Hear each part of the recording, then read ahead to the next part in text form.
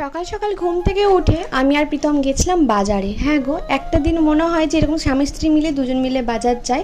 আর যেহেতু আজকে অর্ক ছুটি ছিল স্কুলে, সেই জন্য অর্কও গেছিলো। বাজার তো পুরো আগুন, জানো, গরমে যত বাড়ছে, তত যেন সবজির দামও বাড়ছে। আর এখানে মিষ্টি মিষ্টি কতগুলো গোপাল দেখলাম, জানো।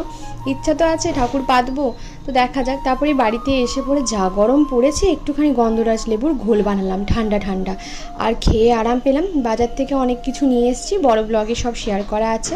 মাছ তো তেমন পাইনি, তাও যা পেয়েছি তাই নিয়ে এসেছি। সেই মাছগুলো কুটে কাটে রাখলাম, কেননা ফ্রিজে ভরবো, তো তার আগে কুটিয়েই নিলাম সব কিছু। আর সবজিগুলো সব গুছিয়ে নিলাম।